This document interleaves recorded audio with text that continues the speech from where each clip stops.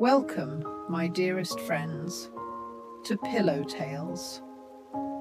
I am your companion for the evening, Clara Beaumont, and I am truly delighted you have chosen to settle in with me for this very long, very peaceful, and very intricate journey into a quiet corner of England.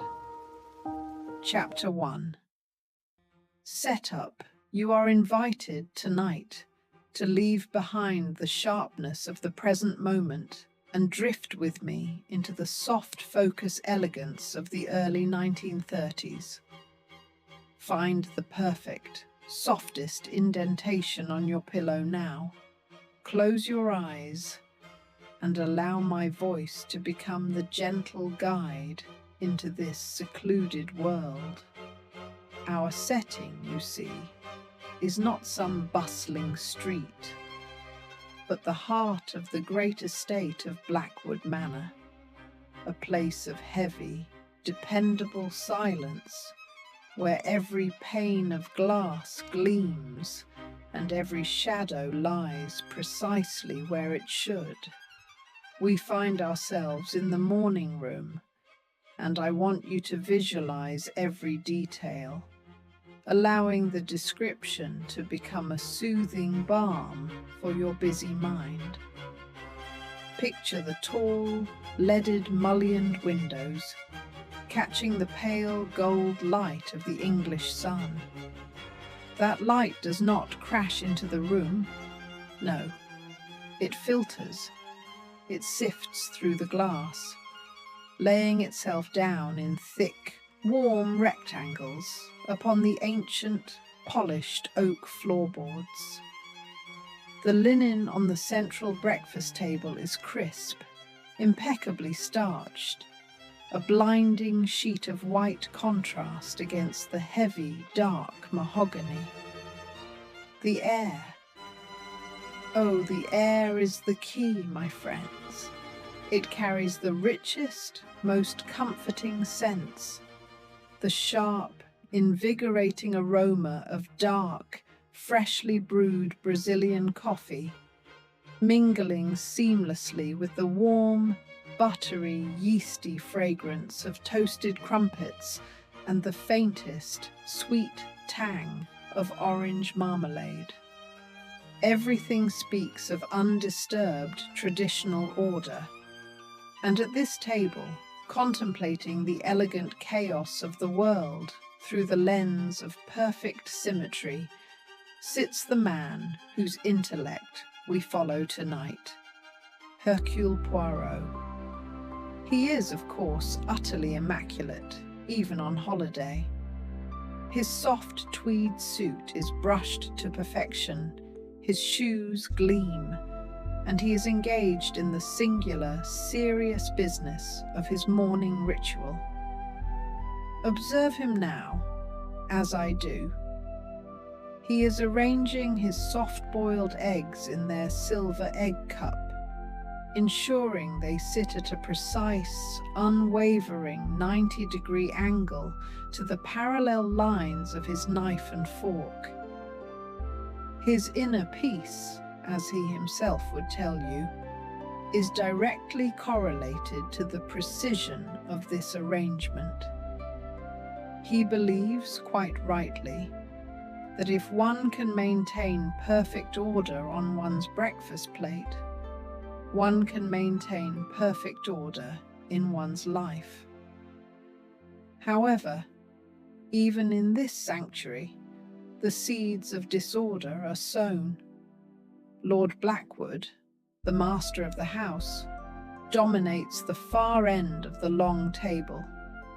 He is a man of vast wealth and, it must be said, a most impatient temperament.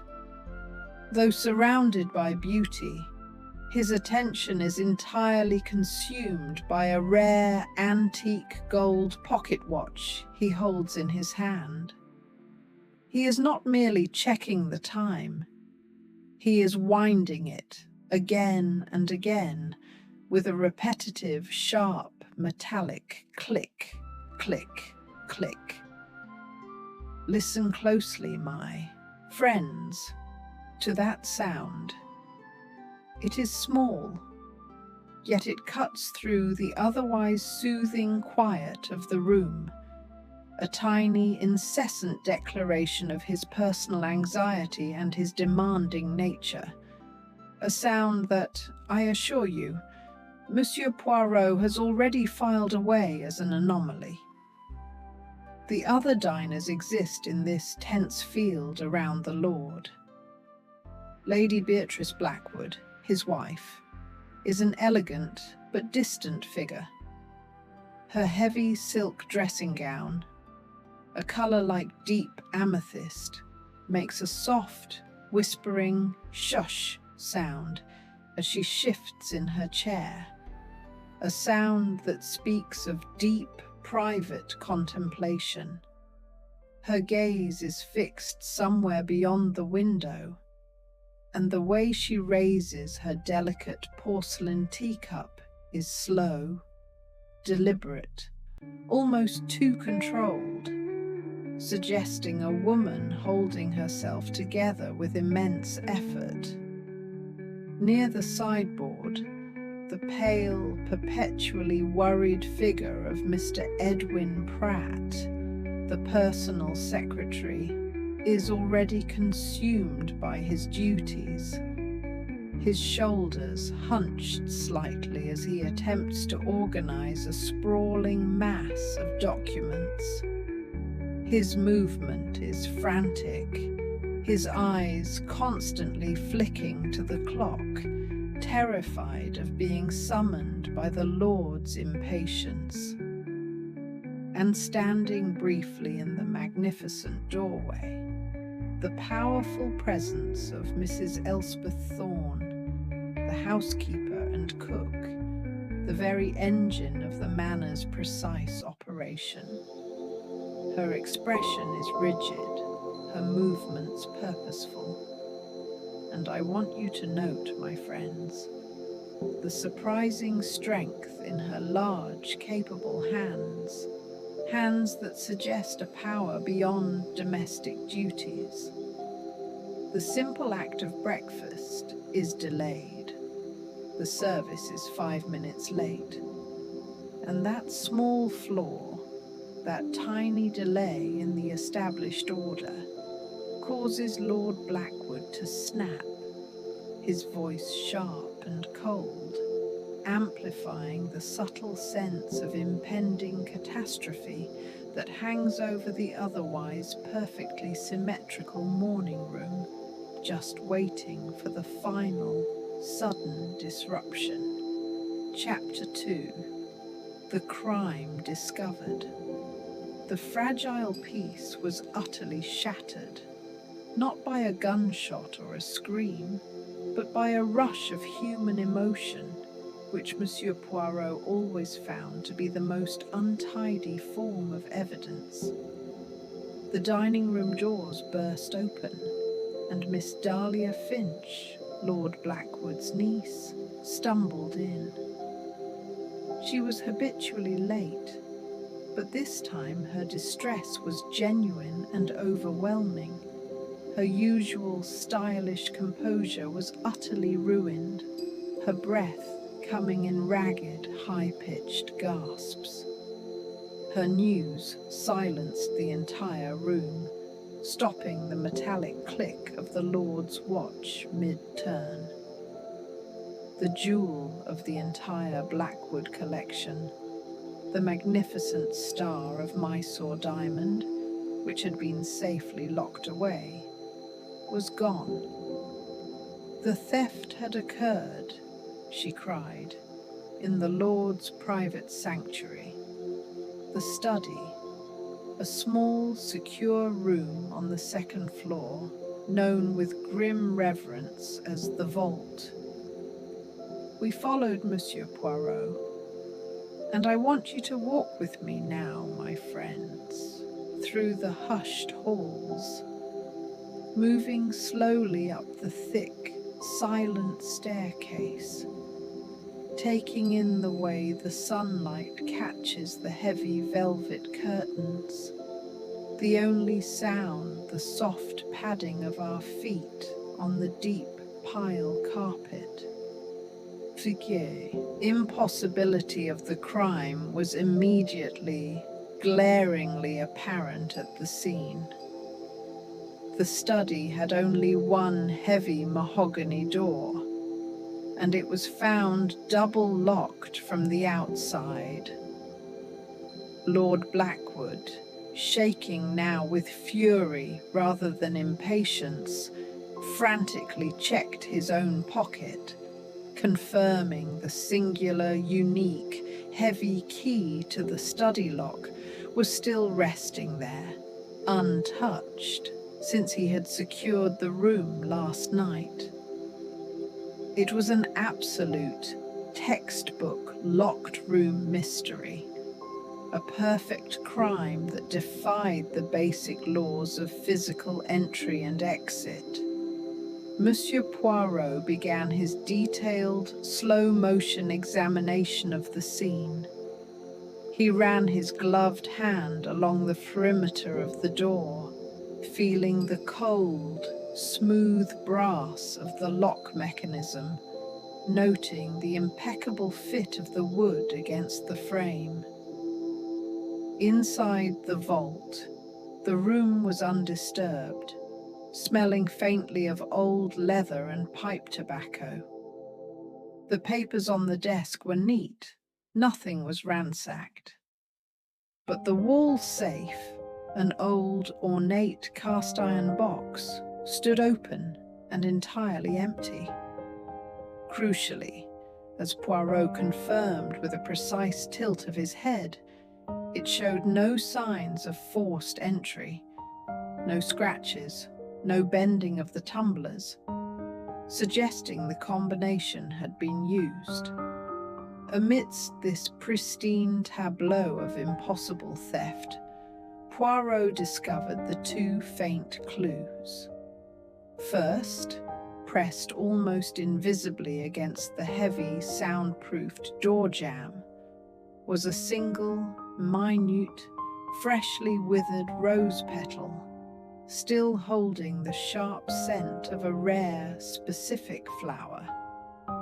And near the base of the open safe, catching the light in a tiny, insignificant pile, was a speckling of unfamiliar white chalk dust, a detail so small it might easily be dismissed. Before we could fully process the shock of the theft and the mystery of the locked door, the investigation gained its fifth suspect.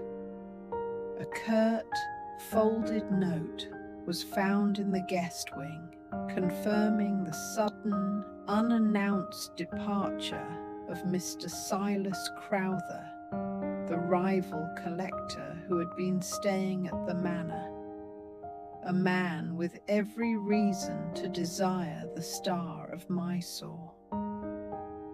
The silence in the manor was now heavier than the deepest fog, filled not with peace, but with the cold weight of suspicion. Chapter 3. Investigation begins. The quiet, systematic work of the little grey cells began in earnest, focusing first on the single fact that negated the entire locked room premise. The safe had been opened without coercion.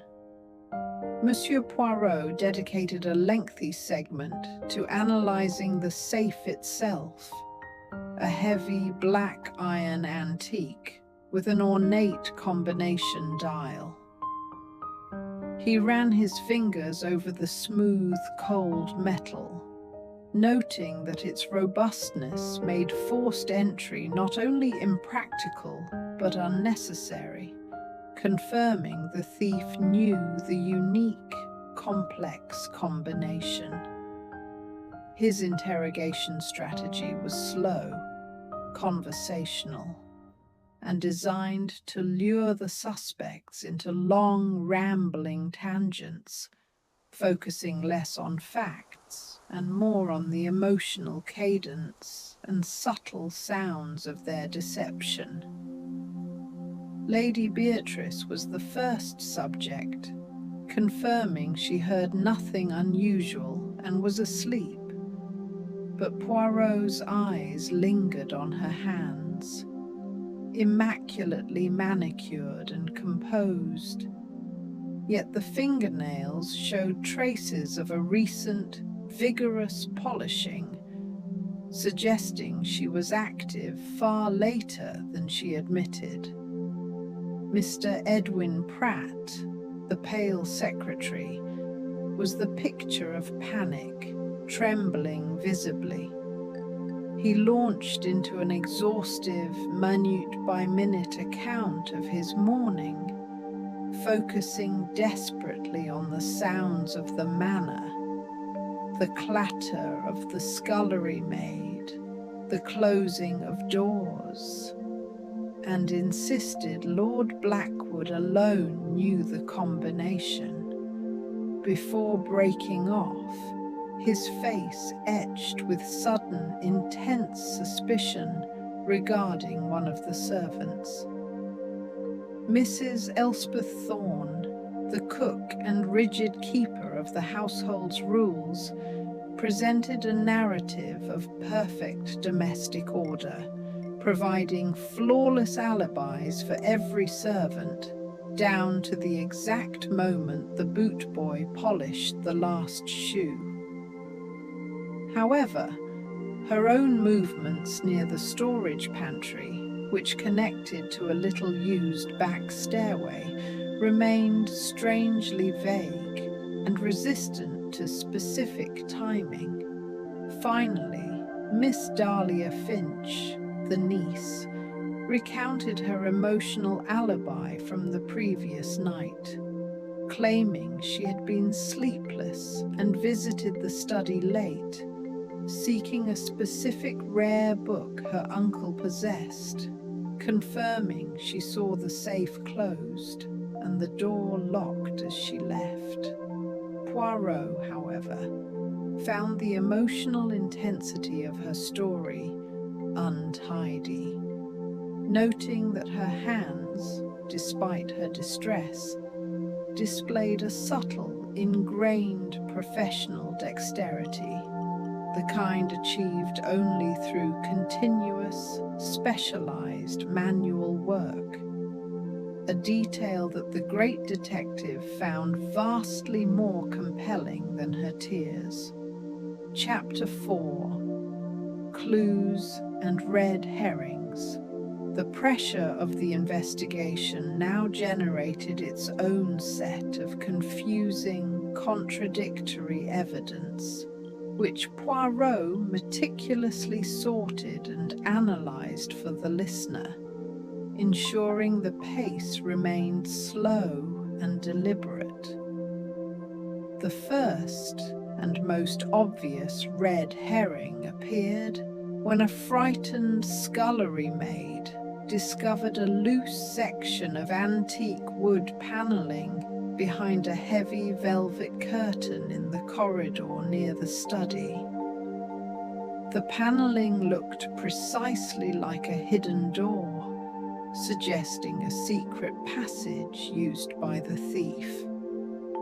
Monsieur Poirot dedicated a prolonged sensory segment to investigating this supposed passage, describing the stale, dusty scent that poured from the gap and the absolute silence of the sealed wall cavity, before definitively declaring the passage unused for centuries, designed purely to distract the amateur eye. The trail of the withered rose petal, however, proved more fruitful. It was identified as belonging to the incredibly rare Sanguis regina, queen's blood, rose, grown only in the manor's fiercely guarded walled garden. This led Poirot to Mr. Giles, the gruff head gardener, who provided the first external piece of testimony.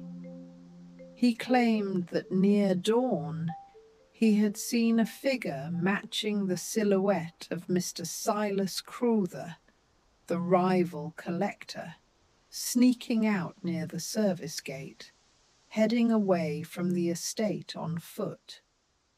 This provided a perfect, convenient suspect, fitting the idea of a desperate, external thief.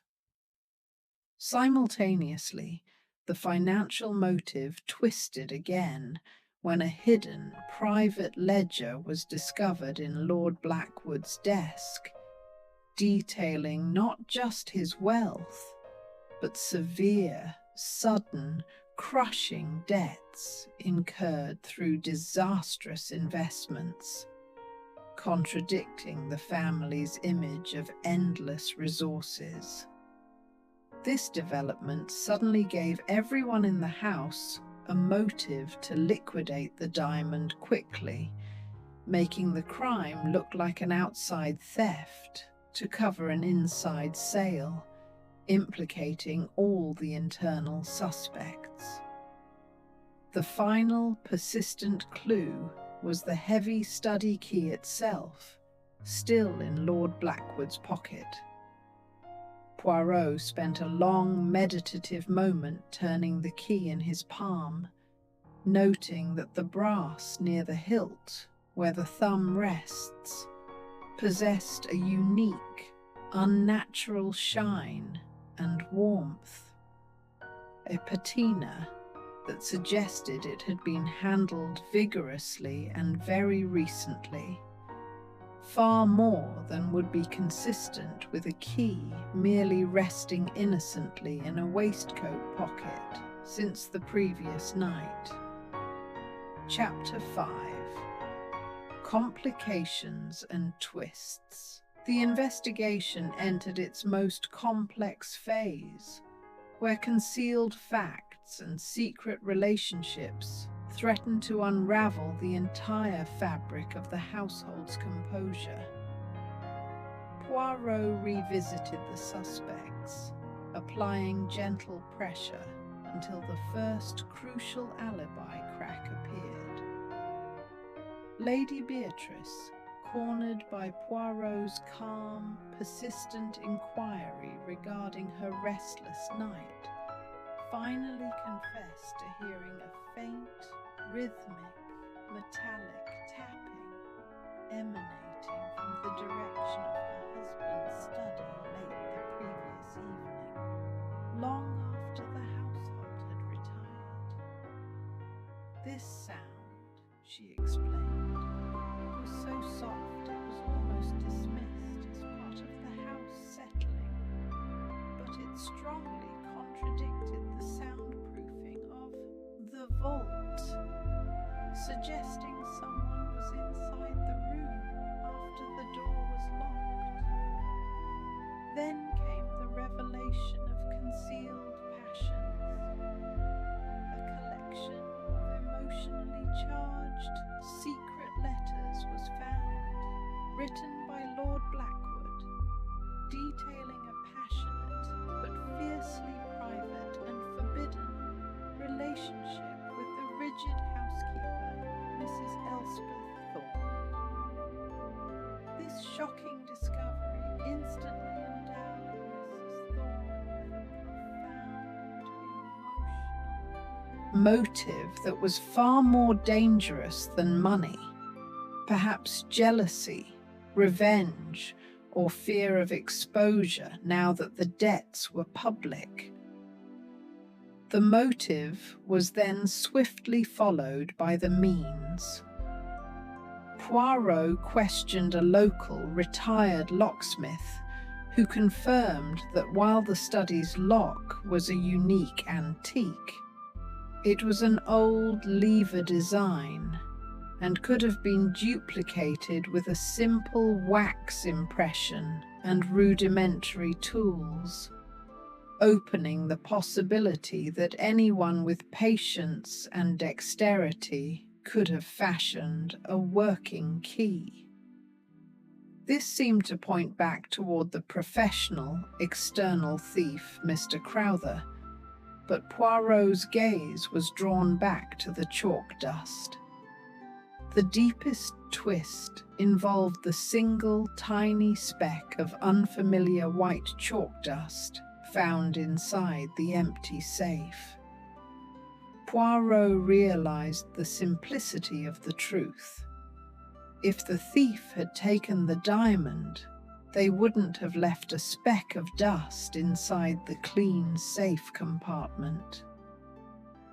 The dust suggested the thief was engaged in a trade, a switch of the real Star of Mysore for an imitation, meaning the true crime, the true theft, had occurred not this morning, but silently, hours before the alarm was raised, fundamentally changing the timeline of the investigation.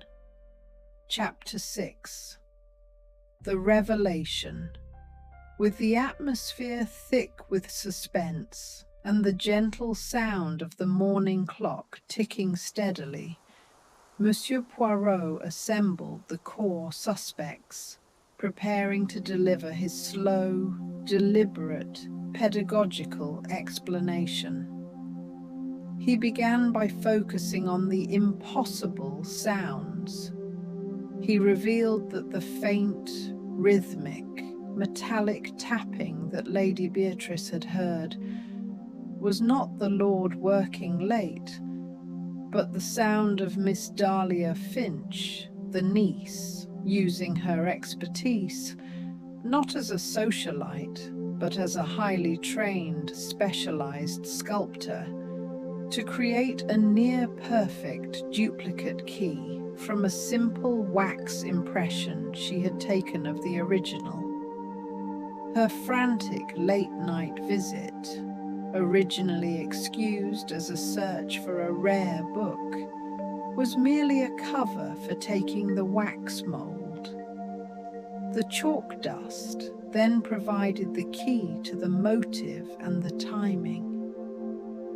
The white powder was transferred from her sculpting hands to the safe when she opened it last night, not to steal the diamond itself, but to perform a brilliant, preemptive switch, replacing the genuine Star of Mysore with an incredibly realistic, high-quality paste imitation.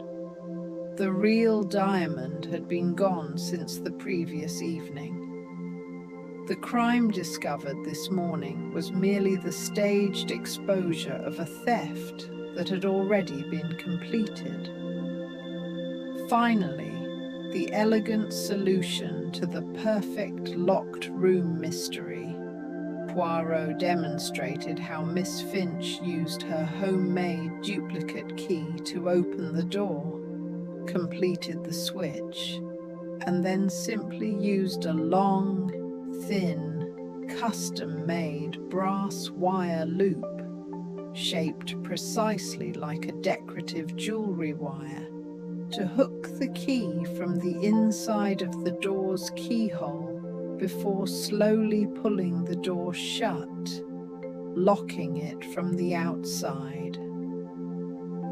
The wire was then withdrawn and swiftly discarded, leaving the original key in the Lord's pocket, ready to confirm the impossible.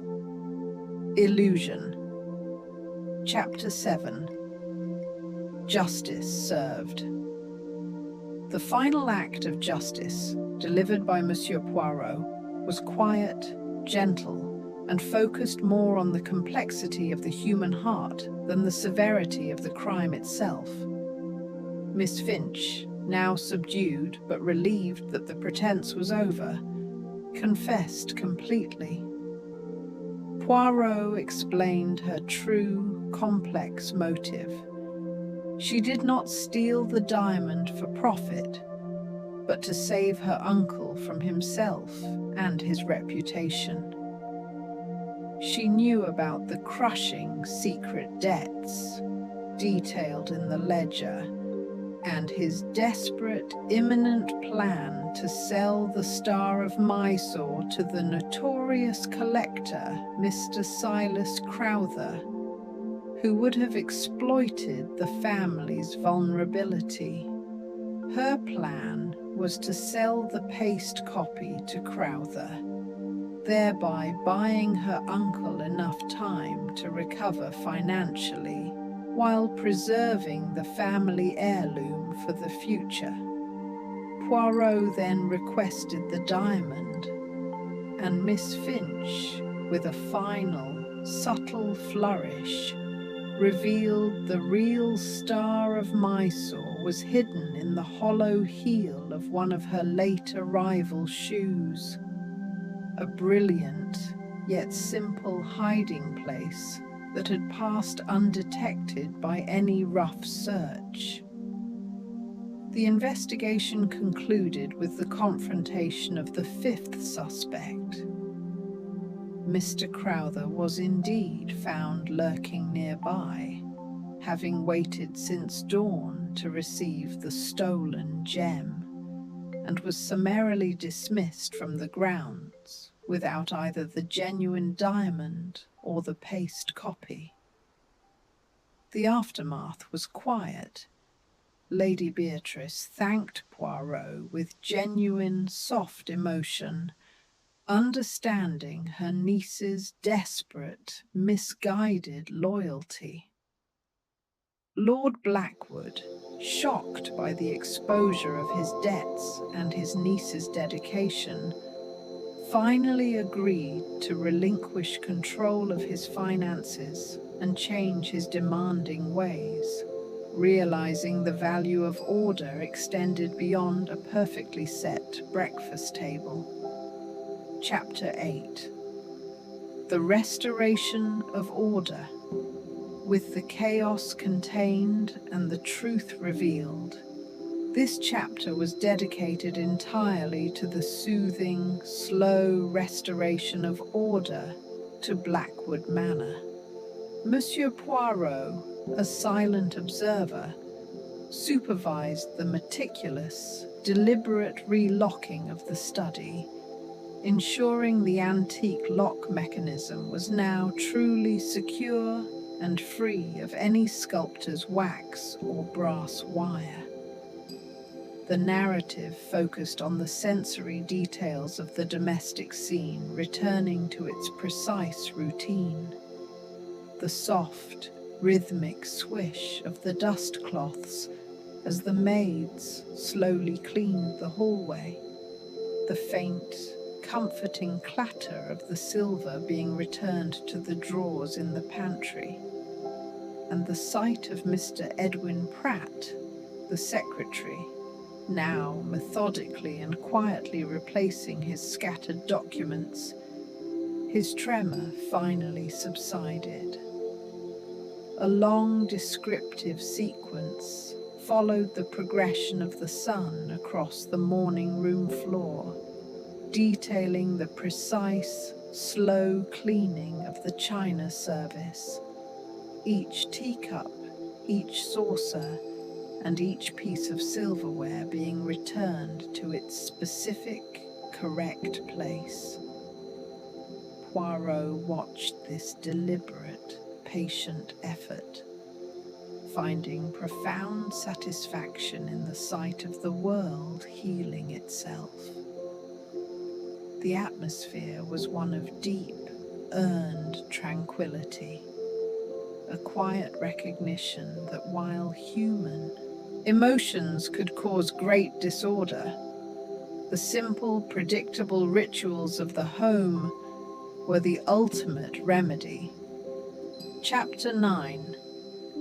The Philosophy of the Heart. Monsieur Poirot finally returned to his seat at the table, dedicated this lengthy chapter to a profound, gentle, philosophical reflection, his voice pitched low and contemplative, allowing the listener to drift on the words. He mused on the true meaning of the Star of Mysore diamond. It was not mere wealth, but a symbol of family duty and pride. He reflected that the key to the entire mystery lay not in the physical mechanics of the lock, but in the complex, untidy motive of affection. He observed that while his own life was devoted to perfect logic and order, it was often the most irrational of human emotions, love, loyalty, and misguided protection, that spurred individuals to commit the most daring acts of disorder. He spent a prolonged interval comparing the sharp, brittle nature of the diamond to the soft, enduring strength of Miss Finch's loyalty. This extended internal monologue, focusing on abstract concepts of symmetry and chaos, and underscored by the continued low crackling of the fireplace, served as the ultimate moment of deep relaxation, where the intellect was engaged just enough to maintain interest before gently allowing the listener to surrender to sleep. Chapter 10. Farewell and Perfect Breakfast. The story culminated in a profound sense of closure and the quiet joy of simple pleasures restored. Monsieur Poirot finally allowed himself to enjoy his second, now perfectly prepared breakfast. He dedicated a long, satisfying passage to the sensory enjoyment of his meal. The precise texture of the toast, the warm flow of the coffee, and the perfect, symmetrical yolk of his second set of boiled eggs. The final sight in the morning room was one of absolute, settled peace.